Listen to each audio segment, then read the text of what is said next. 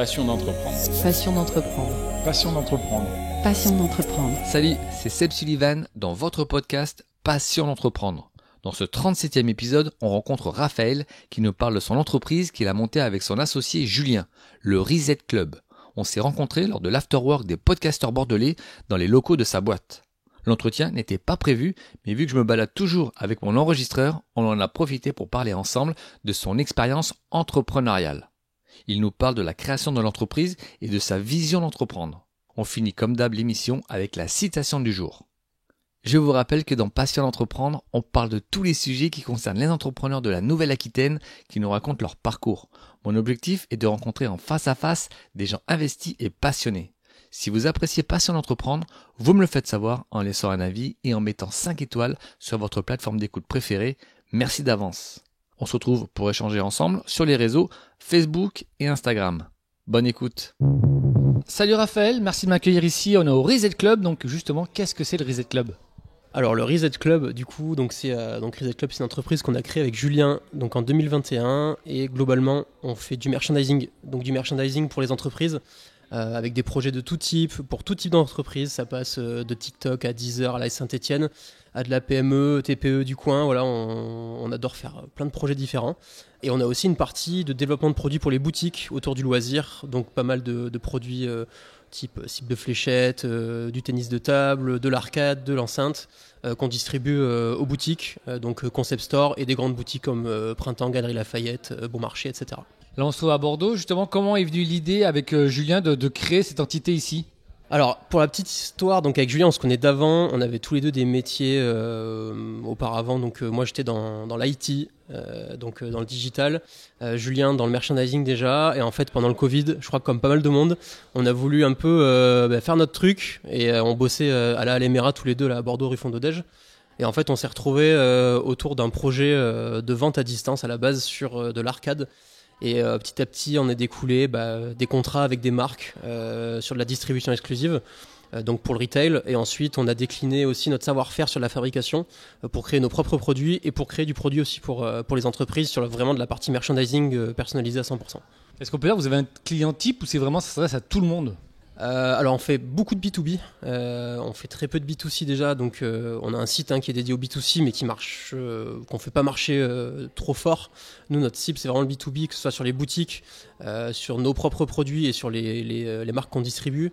Et après sur la partie merchandising on va travailler comme je disais avec tout type d'entreprises, des grosses entreprises comme TikTok, Paris Saint-Germain, Deezer, Universal Music, etc. À des PME, TPE du coin, voilà, sur même des boutiques. Sur du consommable comme des tote bags, des tenues de travail, dans le sport aussi pas mal parce que moi je suis passionné de CrossFit et donc pour du merchandising pour le CrossFit, voilà tout l'équipement pour les athlètes, etc. Donc on se fait plaisir, surtout ça en fait c'est trouver des projets qui nous font plaisir et dans lesquels on va être bon du coup. Est-ce qu'il y a un produit phare qui revient ou c'est des cycles, c'est par saison ? Genre là, il y a le mug comme tu me parlais tout à l'heure, jeu de fléchette. Est-ce qu'actuellement il y a quelque chose, le produit phare ? Alors comme je disais, en fait on travaille avec tellement de secteurs différents qu'il n'y a pas de produit phare. Nous ce qu'on aime bien faire en fait c'est regarder ce dont a besoin le client et toujours trouver un petit twist pour apporter quelque chose de différent.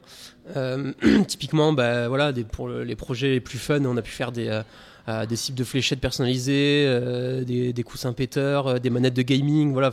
Et après, on va faire aussi des projets plus terre à terre sur des produits classiques, tote bag, carnet, etc. Voilà, c'est vraiment adapté aux clients. Et après, il n'y a pas de saisonnalité sur les produits. Là, on est en 2024, donc la société elle a 3 ans. C'est quoi vos objectifs ? Alors, en fait, nous, on s'est développé petit à petit. On faisait beaucoup de retail à la base. Ensuite, on a commencé à faire pas mal de merchandising. Et aujourd'hui, on peut vous dire qu'on est vraiment à 50-50. Là, on vient de développer une salle de podcast, donc qu'on met à dispo pour les podcasteurs bordelais et autres. Toutes les personnes qui passent à Bordeaux qui veulent enregistrer un podcast, globalement, ont accès à notre salle avec des forfaits différents, etc.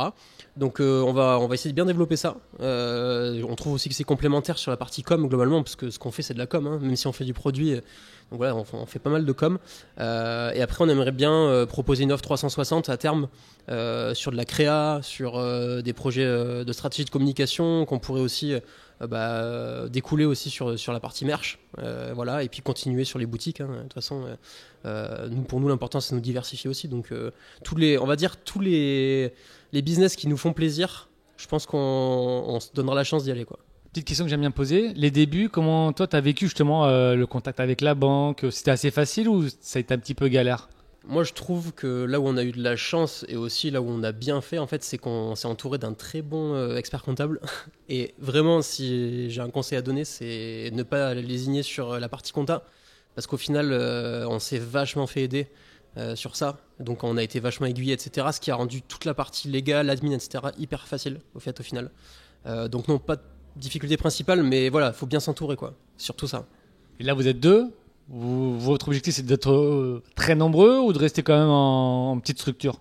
Alors, de toute façon, nous, clairement, l'idée aujourd'hui, c'est pas devenir une trop grosse boîte. Nous, l'idée, c'est de pouvoir gérer de manière autonome ce qu'on veut faire, les projets qu'on veut réaliser, avoir une petite équipe autour de nous, mais pas une trop grosse équipe. On veut que ça reste à taille humaine parce que on a envie de bien connaître toutes les personnes avec qui on bosse, d'être très très proche sur les projets.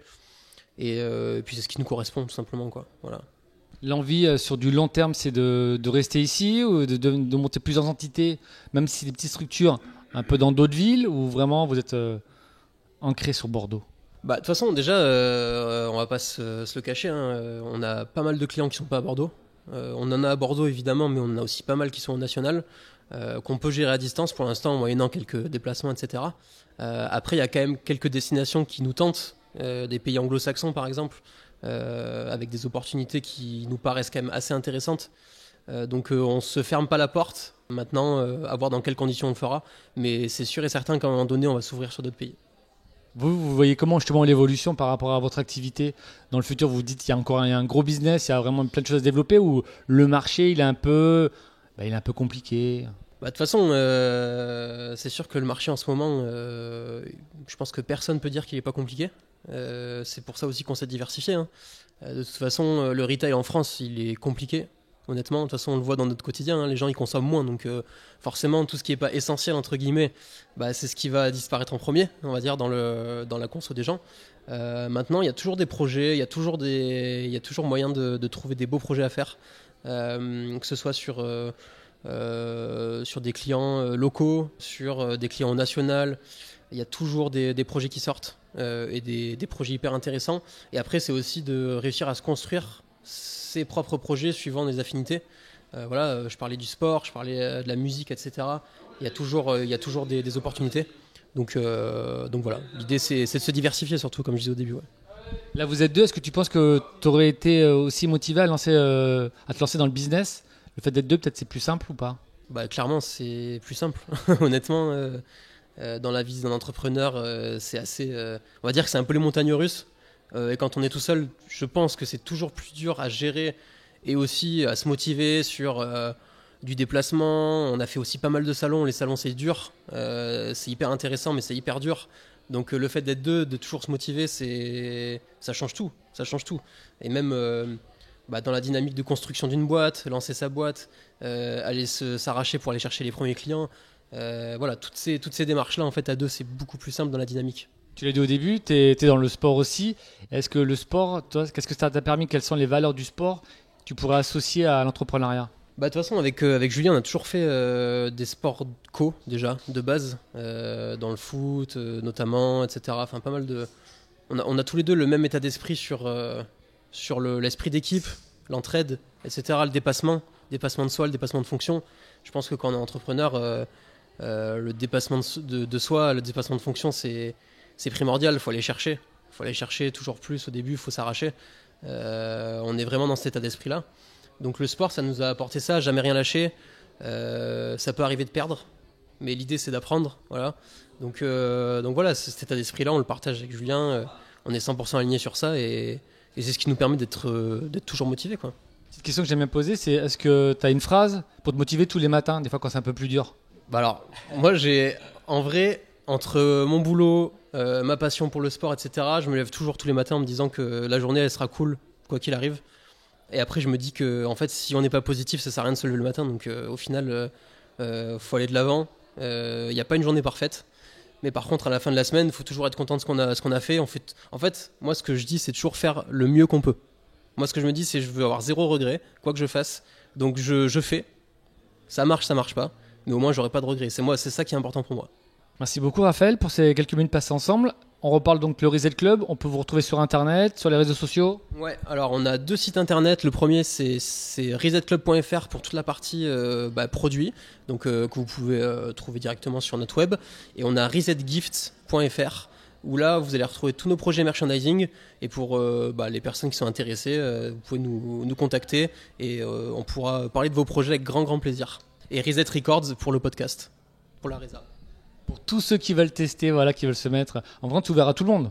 Ouvert à tout le monde, faut juste réserver via le site internet et on peut se rencontrer, vous pouvez venir visiter avec grand plaisir, on vous paye le café. Voilà, donc n'hésitez pas, ceux qui sont sur Bordeaux. Merci Raphaël. Merci beaucoup.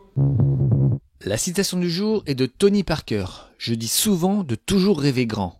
Quand vous racontez votre rêve à quelqu'un qui ne se moque pas de vous, c'est que vous ne rêvez pas assez grand. Cette phrase, que je répète souvent, mais qui guide ma carrière d'entrepreneur, j'ai suivi ma passion dans le monde du business. J'ai toujours continué à rêver en mes rêves, avec détermination, résilience et authenticité. Malgré les obstacles, faire preuve de patience, persévérer dans vos projets et n'abandonner jamais vos idées. La clé de votre réussite se trouve dans votre détermination et votre résilience. C'était les mots forts de Tony Parker. Merci pour votre écoute, j'espère que vous avez passé un bon moment. N'hésitez pas à vous abonner, à laisser des commentaires sur Spotify, Apple Podcast, YouTube. On se retrouve également sur Insta et Facebook. Soyez forts et déterminés dans tous vos projets. À très vite dans vos écouteurs pour un nouvel épisode de votre podcast. Passion d'entreprendre. Passion d'entreprendre. Passion d'entreprendre.